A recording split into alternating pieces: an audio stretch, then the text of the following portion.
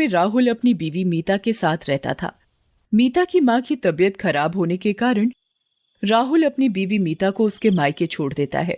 मीता अपने मायके कुछ 15 दिनों के लिए अपनी माँ की देखभाल करने जाती है।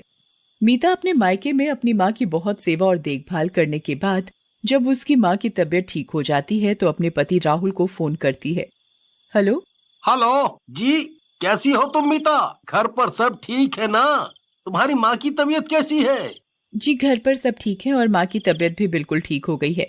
मैंने इसीलिए आपको फोन किया था। माँ अब बिल्कुल स्वस्थ है, तो अब मुझे लगता है कि मुझे अपने घर आ जाना चाहिए। मैं यहाँ बहुत दिन रुक गई हूँ। ऐसा करो, आप मुझे यहाँ लेने आ जाओ। ठीक है, मैं कल ही तुम्हें लेने आ जाऊंगा। तुम सब पैकिंग करके तैयार रखना। जी ठीक है, मैं आपका इंतजार करूंगी। राहुल अगले ही दिन मीता को उसके मायके से लेने चला जाता है। मीता और राहुल घर से बाहर अपने घर जाने के लिए निकल ही रहे होते हैं कि तभी मीता की माँ बोल पड़ती है। बेटा राहुल, ध्यान से जाना। रात भी काफी हो गई है और आज वैसे भी अमावस्या है। अमावस्या की रात को भूत प्रेत का साया बहुत ज्यादा होता है। तुम दोनों बिल्कुल ध्यान से जाना। बल्कि मैं तो बोलूंगी तुम आज रात यहीं रुक जाओ, कल सुबह जल्दी निकल जाना। अरे नहीं माँ, मैं अब यहाँ बहुत दिन रुक गई हूँ।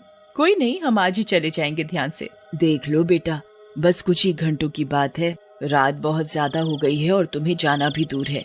बीच रास्ते में जंगल भी पड़ता है।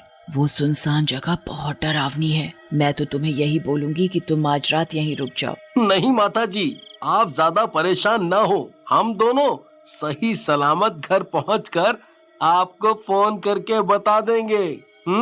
राहुल और मीता की माँ की बात नहीं सुनते और घर की तरफ निकल पड़ते हैं।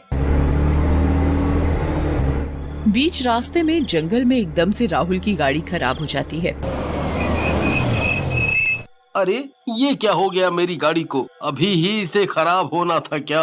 अंधेरा भी इतना हो गया है। तभी मीता अपनी घड़ी में समय देखती है। घड़ी में 12 बजे होते हैं। क्या हुआ है जी हमारी गाड़ी में? देखो ना कितनी रात हो गई है। यहाँ तो जंगल में दूर दूर तक कोई नजर नहीं आ रहा। हम किससे मदद की गुहार लगाएंगे? तुम ठीक कह रही हो मीता। मुझे फोन करके यहाँ अब किसी को बुलाना पड़ेगा, तभी हम यहाँ से निकल सकते हैं। राहुल अपनी जेब से अपना फोन निकालता है। वो फोन को देखता है और हैरान और परेशान हो जाता है। ओहो, अरे क्या यार, फोन में नेटवर्क भी नहीं आ रहे। अब हम यहाँ से कैसे निकलेंगे? राहुल मीता को बोलता है। अरे मीता, तुम अपने फोन में देखना एक बार, नेटवर्क आ रहे हैं क्या? क्या पता तुम्हारा फोन कॉल लग जाए। मीता भी अपने पर्स से अपना फोन निकालती है। जी, मेरे फोन में भी नेटवर्क नहीं आ रहे। मीता अपने फोन में नेटवर्क देखने के लिए फोन निकालती है। तभी वो एक बहुत अजीब चीज अपने फोन में देखती है। मीता ये देख बहुत बुरी तरह से डर जाती है। मीता के फोन में वॉलपेपर खुद ब खुद बदल जाता है और एक डरावनी चुड़ैल का वॉलपेपर लग जाता है। अरे ये वॉलपेपर किसने लगाया? मैं तो कभी अपना फोन किसी को नहीं देती, ना ही मैं ऐसा वॉलपेपर लगाती हूँ। मुझे कुछ समझ नहीं आ रहा ये क्या हो रहा है। लगता है हमें माँ की बात मान लेनी चाहिए थी। हम दोनों कहाँ फंसकर खड़े हो गए हैं।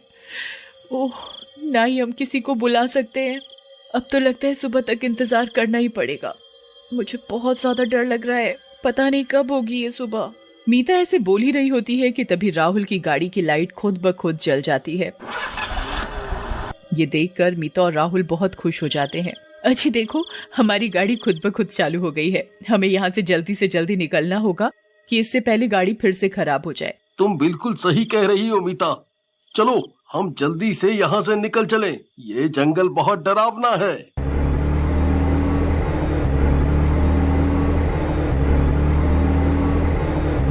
मीता और राहुल को ये लगता है कि उनकी परेशानी गाड़ी चलते ही दूर हो गई है, पर वो इस बात से अनजान थे कि उनका आगे रास्ते में एक बहुत बड़ी परेशानी इंतजार कर रही है। कुछ ही दूरी पर चलते हुए रास्ते में मीता और राहुल को एक औरत एक छोटे से बच्चे को लेकर खड़ी दिखाई देती है। वो औरत बहुत जोर जोर से रो रही होती है। वो एक चुड़ैल होती है। अरे कोई बचाओ, मेरे बच्चे को देखो क्या हो गया है। इसको सांस नहीं आ रही है। चुड़ैल बहुत जोर जोर से रो रही होती है। चुड़ैल को रोता देखकर राहुल, अरे देखो मीता, यहाँ रास्ते में ये औरत फंस गई है। इसका बेटा बहुत बीमार है। यहाँ दूर दूर तक इसकी मदद करने वाला कोई नहीं है। जी हाँ, आप सही कह रहे हो। हमें इसकी मदद करनी चाहिए। इसका बेटा बहुत बीमार सा लग रहा है। राहुल चुड़ैल के आगे अपनी गाड़ी रोकता है। कोई बचा लो, कोई बचा लो, मेरा बेटा बहुत बीमार है साहब, मुझे पास के किसी हॉस्पिटल में छोड़ दो, आपकी बहुत मेहरबानी होगी। ठीक है, तुम परेशान मत हो, मैं तुम्हें रास्ते में कोई नजदीकी हॉस्पिटल में छोड़ दूंगी। चुड़ैल मीता की गाड़ी में बैठ जाती है। बीच रास्ते में चुड़ैल का बच्चा जोर जोर से रोने लगता है।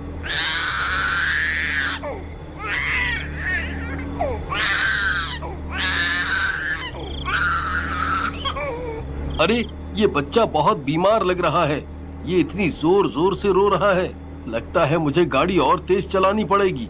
राहुल बच्चे का रोना देखकर गाड़ी तेज चलानी शुरू कर देता है। राहुल की गाड़ी तेज चलने के साथ ही बच्चा रोना बंद कर देता है। ये देखकर मीता बहुत हैरान होती है। जंगल के रास्ते में चुड़ैल मीता से बात करने लगती है। मैं बहुत देर से आपका इंतजार कर रही थी, मेरा बेटा बहुत बीमार था, बहुत जोरों से रो रहा था। आपकी बीच रास्ते में गाड़ी खराब हो गई थी ना, इसी चक्कर में आप मेरे तक आने में थोड़ा लेट हो गए, नहीं तो अभी तक हमने ये जंगल पार ही कर लिया होता। चुड़ैल की ये बात सुनकर राहुल बहुत डर जाता है। आखिर इस औरत को कैसे पता चला कि हमारी बीच रास्ते में गाड़ी खराब हुई थी? हमने तो इसे उधर नहीं देखा, तो आखिरकार ये कैसे जानती है कि हमारी गाड़ी खराब हुई थी? कहीं मीता की माँ सही तो नहीं कह रही थी? अमावस्या की रात है और यहाँ जंगल